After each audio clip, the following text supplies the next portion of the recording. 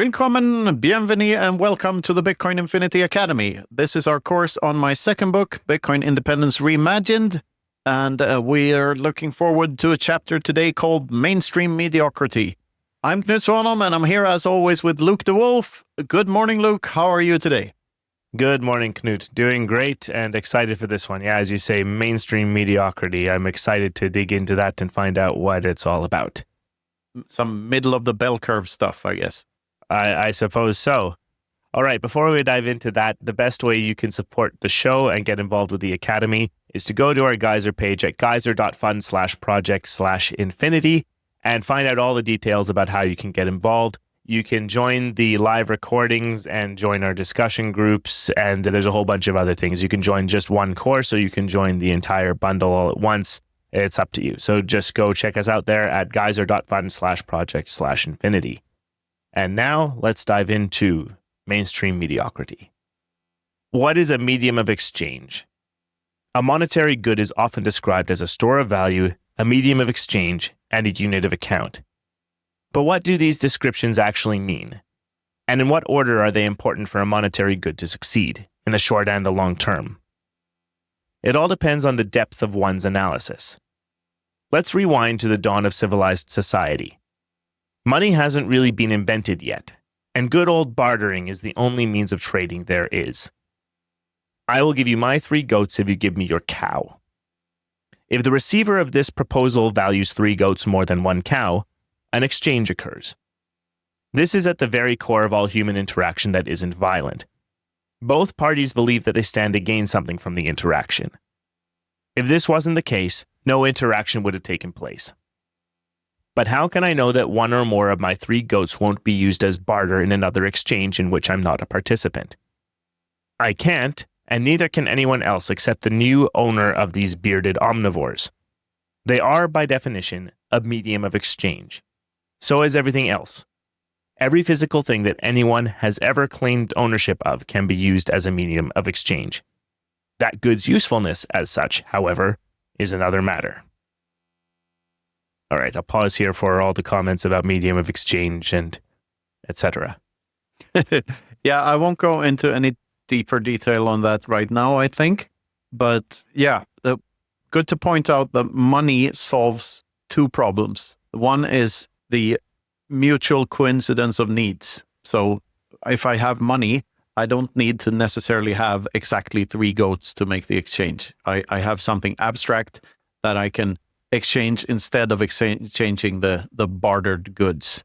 The other one is economic calculation, which is not possible with cows and goats, because if you're shifting the unit all the time, and as we know, valuations are subjective and dynamic, so it's very hard to perform any type of economic calculation or assessment if you're dealing in bartered goods, which is why no barter civilization has ever happened. Like, civilizations form when money is a thing. Before money, societies are very, very crude and basic. We can't really get anywhere without a common medium of exchange. Absolutely. And the other point that I'll double click on here is just that both sides of an exchange have to think it's beneficial to them, or else it doesn't happen, or else it's coerced. And I think that's just extremely important here. Every exchange is a win-win, or at least if it's not seen as a win-win by someone, let me actually kind of play this out slightly. Like, if someone is doing something out of, say, desperation or whatever at their circumstance, and maybe they don't actually want to do the thing if they could have avoided it. They don't want to, sell their prized guitar to the pawn shop because they need the $50 in order so that they don't starve. They're still getting something for the good to satisfy another need. And it just trickles down. Somewhere there's a benefit to them, and the exchange works and makes sense. So, yeah, right? I can add a couple of things to that. I mean, human action doesn't take into account your personal feelings towards anything or how desperate you are. And also, this applies to non-consensual transactions as well. They're still voluntary. It's just that they're not consensual. So they're voluntary in the sense that if I put a gun at your head and say, give me your money or your life, your life is probably worth more to you than your money. So you're voluntarily giving up your money to keep on living. So that is also a perceived value. Like you perceive it to be more valuable to you to give up the money if the robber points a gun at your head, because you value your life more. So all action and all human interactions follow the same principles. It's just that it's a winner take all scenario when aggression is involved. When aggression is not involved, then both parties perceive to win something from the exchange, and that's the crucial difference. It's not a zero-sum game. It's everyone wins. But as soon as there's any violent interaction, whether it be taxes, inflation, or any type of government intervention, anything that is not entirely consensual, then the preferences are slightly different. You're making the choice with the threat in mind. You're making the choice, like, I'm going to buy this water bottle even though it has VAT because I value my thirst, but I might not buy it because it's at a higher price. So I might refrain from doing the thing because the VAT is there. So it's influenced by an aggressor. Do you follow me here? Look, like I'm struggling to find the words, but the interventionism always leads away from the both parties benefit aspect of a transaction. It makes the win-win potentially worse. It could still be that the win-win is there, but it's very likely that it's muted or less good than it could have been because the government is always taking some kind of cut. Yeah. It's sort of, you can still hear the trumpet even though the dampener is on it. Like, bad analogy, but still. Yes, I think we should move on and continue the discussion. A goat can hardly be considered a very effective form of value-bearing asset by anyone. In order for a good to be a useful medium of exchange, it not only needs to be portable, divisible, fungible, and not easily confiscatable, but it also needs to be able to store value, at least in the short term. Storing value is the trickiest part, since what anyone finds valuable is entirely subjective. This is easily forgotten. The order in which the other monetary properties are important depends on how, where, why, and when the supposed exchange takes place. A car, for instance, can be considered relatively portable if it works and the potential buyer is within an acceptable driving range, but it's not very divisible and quite easy to confiscate. In-game gold or monopoly money, on the other hand, is very divisible and portable, but not very fungible, since it's almost exclusively attractive to those playing a very specific game at a very specific point in time. Not only this, but in-game gold can be infinitely mined, and monopoly money can easily be printed. The rules of monopoly even say to just write numbers on a piece of paper when the bank runs out of bills. These examples might seem arbitrary and insignificant to any real-world economy, but the truth is that the only thing separating money from other goods as a medium of exchange is money's usefulness as such. And yes, I think that's extremely important, and emphasizing the properties of money and Bitcoin's role as money is very important. Yeah, this exclusively attractive to those playing a very specific game. This is sort of the biggest hurdle to Bitcoin adoption at the time, because not everyone is playing the Bitcoin game at this moment in time. Eventually, everyone will, but we need to onboard new players before they are willing to accept Bitcoin. And there are plenty of ways to do that. You can give them a generous tip if they choose to accept Bitcoin, and all sorts of other things, like you can just orange pill them and onboard them and tell them about the benefits of the thing. And chances are high that sooner or later they will hop onto this game. Also, the Lindy effect plays in. Like, the longer Bitcoin exists and people see that it works and that it delivers on its promises, the more likely people are to play this specific game. But I like the game analogy because it sort of alludes to this being an actual network, and Metcalfe's law comes into play. The value of a communications network is equal to its number of users squared, which is just one aspect of why number go up will turn into number go absolutely bonkers at one time. The other one is, of course, the scarcity and the store of value thing here. I've lately I've promoted medium of exchange over time as a substitute term for store of value. Doesn't really matter what term you use. Like the point is that it's keeping its promises over long spans of time, and how crucial that is for money to actually function in an optimal way. Yeah, I think one of the things here about Bitcoin, and maybe we don't talk about it often enough, is that it really is the sum of all of the things that makes Bitcoin the valuable thing that it is. It needs to have the network effect. It needs to be good at the properties of medium of exchange. It needs to do things that, it needs to have the scarcity properties, which is basically what enables the store of value or medium of exchange over time. It needs to have all of this. And the whole thing with it is that the technological capabilities of Bitcoin are really what give it its value proposition. But it's the users and the network effect of the users that also means that it's got a shot at being the best money the world has ever seen. It's got all of the potential to do it, and the longer it goes, the more likely it is that it's going to work. So I'm excited. Yeah, and you can compare it to other things than just fiat and gold. You can compare it to the Mona Lisa, for instance, of which there is one, so it's extremely scarce. It's also very recognizable. It's recognized by almost everyone on Earth. If you know about one painting, it's probably the Mona Lisa. So it's insanely valuable, even though it's not divisible, and it's very confiscatable. It's not very portable. Still, it has an almost infinite value because it's the most famous painting in the world. And yeah, if Bitcoin just had that, if Bitcoin was the most famous type of money in the world, then even that would make it almost infinitely valuable, just the scarcity and being famous. But Bitcoin is so much more than that. It is divisible, and you can divide it into sub-satoshis over the Lightning Network and stuff.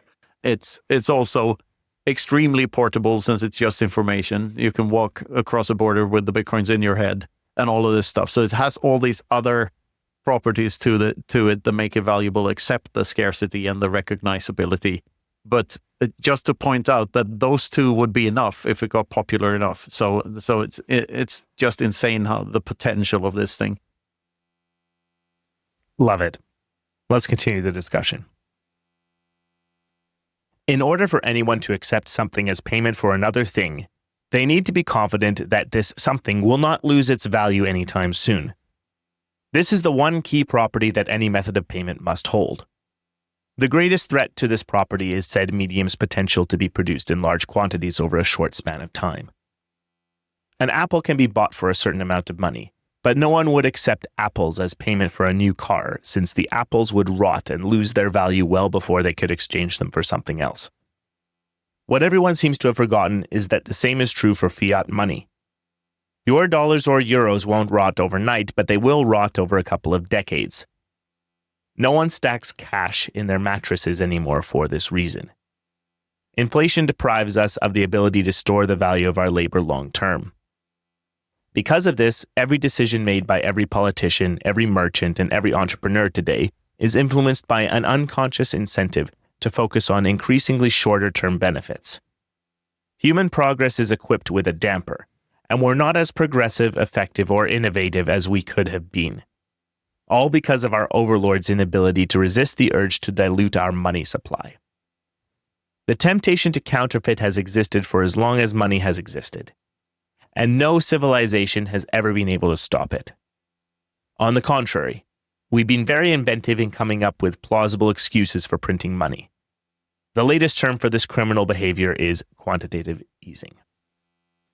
Yes, so some properties about not losing value, which Bitcoin is very good at. Yeah, and also like hinting at this damper and how we don't know what the future would have been if we didn't have this damper, and how much better, exponentially better the future could have been. And also why we need Bitcoin, because no civilization has ever been able to resist the temptation of meddling with the money supply. And if that is because evil people end up on top, or because you become evil when you equipped with a money printer, can be debated. in a perfect world, we wouldn't need Bitcoin because all we would need is a spreadsheet. The only reason we need the time chain and all of this insane security is the don't trust verify. Like, we want to remove the trust from the equation. We want to have rules without rulers, because history has shown that we can't have rules with rulers, because the rulers will be corrupted over time. So yeah, and just to explain quantitative easing, I don't think I go into this any deeper in this chapter. Quantitative easing is basically, the US version of it is when the Fed prints a bunch of money, gives it to the government in return for government bonds. And what is a government bond? A government bond is a promise from the government to make more money in the future. How does the government make money? Well, it takes it from its citizens, its subjects. So it's a promise to steal even more from you and your children in the future, and in return for that, they get to dilute the value of your money. So it's truly evil on every level, and it hurts the little guy the most. It hurts the poor classes much more than it hurts the elite. They have assets, and therefore they win from money printing. Cantillon effect all over again. Yeah, and I mean, I don't want to sound all commie or whatever when I make arguments and you make arguments and I agree with them that are all that, well, this hurts the poor the most. It's just an observation. And all of these people who are on the left who seem to think that they're all for the poor and the downtrodden and the working class and all this, they should be the ones picking up on this, because this is the way to go about it. It's just that it's counterintuitive to them that taking away power from the money printers and the tax authorities who put in VAT and things like this is actually going to help the people at the bottom, not hurt them. I care about individuals as individuals, and however you identify in terms of your monetary ability, I identify as a billionaire, therefore it's all fine. However you identify, I attempted a joke there. If you identify as a person without means, or a person of home, a person without home, or something like that. Okay, this just isn't going anywhere. I'm gonna move on. You can identify as a Sats billionaire, maybe. That's right, something like that. The whole thing is that it's individuals get more power and are able to do more for themselves, which improves things if we don't have the money printer in the way. The only other specific point I wanted to latch onto here is that the ability to know that a medium of exchange or won't lose its value over time. The argument that's usually made against that for Bitcoin is its volatility. Like, it goes up and down. So how do you know that your Bitcoin is going to be worth as much, in a week or a month or something like that? Maybe it's going to go down. But the thing that gets forgotten is that we're all talking about in fiat terms. You still have your sats. That's not going away. The sats themselves haven't rotted away. What one individual is willing to trade another individual for those sats can change. But just look at the chart. Look at the 4-year average. It's always going up forever, Laura. So the thing is, as long as you can have your sats and rely on having those sats, sure, maybe you need to pay your bills, and maybe it's better to take advantage of use the Bitcoin that you get on the things you need to pay the bills for when you get them, and get yourself out of that volatility. But whatever you can afford to wait for a few years for before spending, that's going to be worth so much more over time. The easiest way to hedge against volatility is, of course, to accept Bitcoin for goods and services. Then you will cheer when Bitcoin drops in price, because you get more sats for your goods and services per unit sold. So that's obviously the way to not only hedge against it, but also flatten out the curve. The more people that do this, the more easy it will be to denominate in Bitcoin, and not the less volatile it will become over time. This is how we fix this. And if you say, like, no, but I'm not able to pay my bills in Bitcoin. Well, be the guy that bills people in Bitcoin then. Obviously, like, this is not, it doesn't start with you spending the Bitcoin. It starts with you accepting the Bitcoin. And to me, this is obvious, and it's very hard to see why people can't seem to grasp that. Definitely. I think we should continue and go a little more into the properties of Bitcoin. Enter Bitcoin, a monetary entity that no human can alter or even influence at this point in time. A very divisible token directly linked to the most fundamental thing of value the universe has to offer: energy. A means of converting energy into a part of the world's only digital pie, of which no more than 21 million slices can ever be cut. A portable, divisible, fungible, and not easily confiscatable form of money that exists and proves its superiority to the existing system every day. So why isn't Bitcoin particularly popular as a medium of exchange? Will it ever be? And more importantly, does it really matter? To answer this, we must dive a little deeper into the subject. Bitcoin is a very good store of value from a personal perspective. You acquire an amount, and that amount stays the same over time. More importantly, that amount will represent the same part of the total sum of Bitcoin that can ever exist, no matter how long you choose to keep it. If you want a specific amount of Bitcoin to buy you a Lambo, all you have to do is wait for someone to be willing to sell you a Lambo for that amount. This might take a while, or it might not, but if Bitcoin just manages to keep on doing what it does, it will happen. It is only a matter of time because, unlike Lambos, Bitcoins are scarce, very scarce. Even absolutely scarce, which is a property of an asset that mankind has never encountered before. More and more people realize this every day, which is why they're reluctant to sell their Bitcoin. The newly minted Bitcoin that is mined every day needs to be sold in order for the miners' business models to work, but the Bitcoin that is already in circulation tends to stay where it is because people value the coins they possess a lot higher than what the current price in dollars or euros happens to be. Okay, a lot here about Bitcoin and its properties.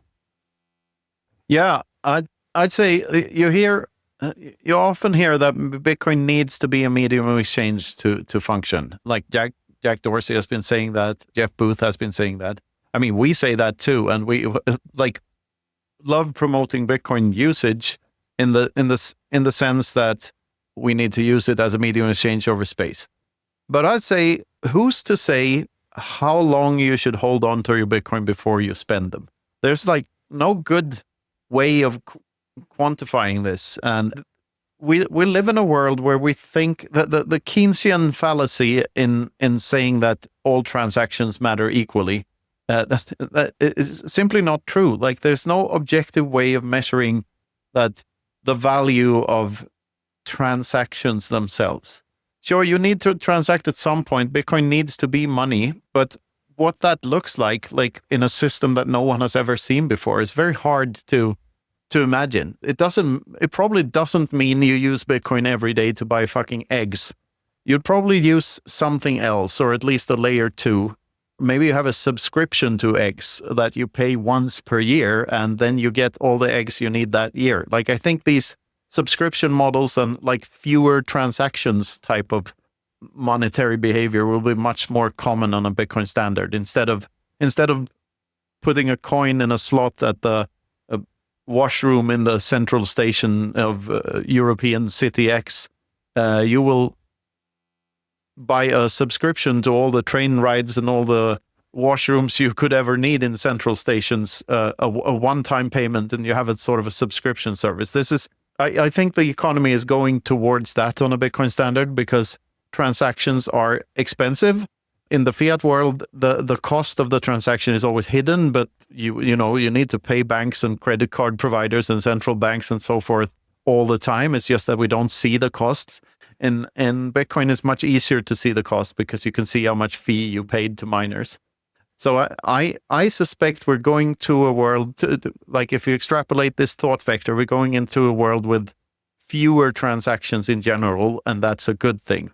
It doesn't mean that I'm against Bitcoin as a medium of exchange. I just think that this looks completely different on a Bitcoin standard than on a fiat standard. Absolutely. Well, and I think the thing is, maybe we'll be in a place where you pay for your eggs every day over the Lightning Network, but that transaction definitely shouldn't be on chain anymore, or over some other side chain, or with eCash or something like this. The possibilities are endless. But yeah, I mean, I think the thing is, I'm definitely not one to say that you need to hodl your entire stack forever, and I know that might be heretical, but the thing is, you do need to exchange your Bitcoin for goods and services. And even if you have to exchange your Bitcoin for fiat and then pay for the goods and services, I still see it as you're spending your Bitcoin, right? There are a bunch of these services now popping up that let you put Bitcoin onto a credit card and just use that credit card wherever you want. I mean, hey, to me, that's spending Bitcoin. I look at it as if I spent Bitcoin on something, if I were to use something like that, you know? So it's all just great. And if you use Bitcoin to improve your life or just to pay for your day-to-day expenses because you live on a Bitcoin standard, well, yeah, that's fine. Everyone is going to have to do that. And, you know, you have your Michael Saylors of the world who can afford to hodl because they have 1 million Bitcoin or whatever it is. But Saylor still needs to pay for his goods and services with something. So he's not hodling absolutely everything. No, I mean, there's a lot that goes into this. Like since we live in the transitory phase between fiat and Bitcoin, like those cards that you mentioned, I see that as using Bitcoin once when you top up the card, and then you do the other smaller payments with that card. And even the top up can be over the Lightning Network, so it's not really an on-chain transaction until it is, right? And there is a lot to this. Like another thing, like I understand perfectly why you would want to sell your fiat before you sell your Bitcoin. It's Gresham's law. Like you want to use up the crappy money and you want to keep the good money. But one thing you should keep in mind is that we Bitcoiners are the Bitcoins. So if we want Bitcoin to succeed, we do so by helping other Bitcoiners. So if we pay our fellow Bitcoiners in Bitcoin, then they're better off, and therefore we are better off. We're incentivized to do this in this way. So that should be enough for you to pay people in Bitcoin, especially Bitcoiners. Like if you know the guy, and if you know that this is a proper Bitcoiner and not just someone trying to, you know, get the Bitcoin as quickly as possible, convert the Bitcoin into fiat as quickly as possible, and they end up on an exchange somewhere. I mean, I'd personally rather try to help actual Bitcoiners with their individual projects than see them end up on an exchange somewhere. I totally agree. I think we should round out this chapter and this discussion about Bitcoin and the properties of money. A good medium of exchange needs to be able to store value. The better it stores value, however, the less likely people are to exchange it for something that isn't likely to store value as efficiently. Bitcoin's value has such a large potential upside that people refuse to exchange it for frivolous things such as coffee or mass-produced cars. Contrary to what one might think, this doesn't make it a bad medium of exchange. Quite the opposite. How often a medium of exchange is used is not the correct metric to look at when trying to measure its usefulness as such. This misses the point. What should be measured is said medium's ability to buy you as much or more than what you bought it for. Bitcoin, because it is the only tool that cannot be diluted with new supply, is the closest thing possible to a guarantee of its long-term store of value. Fiat money, inflation, and the ideas of John Maynard Keynes have distorted our perception of what money ought to be. So much so that most of us believe that coffee buying convenience is the most important aspect of a monetary good. Looking only at merchant adoption and spread of acceptance metrics, Bitcoin still seems to be struggling quite a lot. In reality, these metrics are non sequiturs and have very little to do with the actual success or functionality of the network. The price of a Bitcoin, as shown by ticker widgets and market cap websites, represents the lowest current price that anyone is willing to accept on an exchange market. Only a few Bitcoin owners are willing to accept this price, and most of them are waiting for a better opportunity. Bitcoin is indeed a currency, but it behaves very differently than all other currencies that preceded it. The fact that people are reluctant to use Bitcoin for everything but a few very important transactions is a clue to Bitcoin's monetary superiority, rather than a sign of anything else. So forget about coffee, forget about whether your local franchise burger joint accepts Bitcoin or not, and start focusing on what you can use this tool for. Incidentally, since the time of writing, Steak Shack or Steak and Shake or something decided to accept Bitcoin. Shake and bake. And we have our tahinis and everything. So the burger joints are actually coming. Yeah. And once again, these two paragraphs sort of emphasized how I explained the previous point, right? We're looking at medium exchange through a Keynesian lens, and that gives us a distorted view of what a medium exchange ought to be. Like, fewer transactions is not necessarily a bad thing. And yeah, if I were to rewrite this, if I was to rewrite this chapter, I would probably add start accepting Bitcoin for your goods and services. Forget about coffee and but your local franchise burger joints accept Bitcoin or not, and start accepting sats. Like that's how we get this thing running properly. Definitely. And well, it's just great to see that the adoption continues no matter what else is going on. And it all starts in the when we all get together and make Bitcoin more visible. I mean, I think the thing that comes to mind directly about this is out of BTC Hell came one of the most interesting little projects, this coin beef bits thing.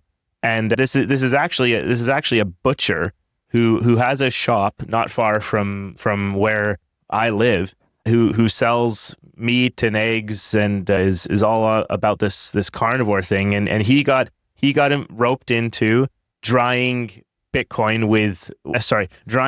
with the heat from Bitcoin miners. And that was a prototype done for BTC Hell. And now it's turning into a whole other thing. Not only does his butcher shop now accept Bitcoin, but they're producing these Bitcoin beef bits and selling them at the moment all over Europe and hopefully in the future everywhere, right? And this stuff just happens because we all come together and talk about it and advocate for using Bitcoin and bringing it all together. So I mean, I just see this as we have to keep doing the thing. We have to keep doing what we're doing, advocating for this, accepting this ourselves, telling merchants that we want it accepted, and simply hodling our Bitcoin, using it as the medium of exchange over time property.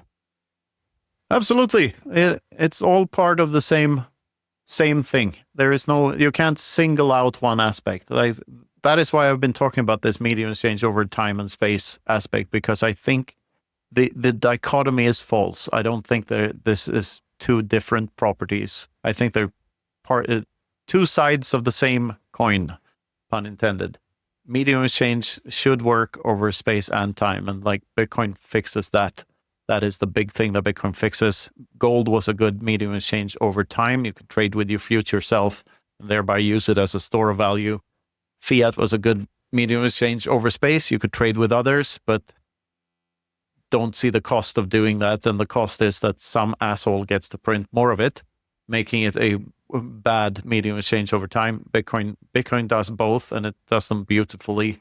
So start accepting Bitcoin for your goods and services. Start accepting sats. Brush your damn teeth. Like and subscribe, and watch the Bitcoin Infinity show every now and then. Perfect. I'm getting the sense that we've wrapped up this discussion. Very good one though about the monetary properties of Bitcoin. We don't talk about it enough, even though it seems like we talk about it all the time.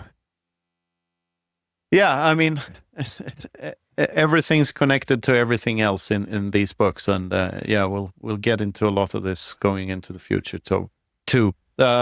This is quite a short chapter, but looking forward to reading the next one with you, Luke.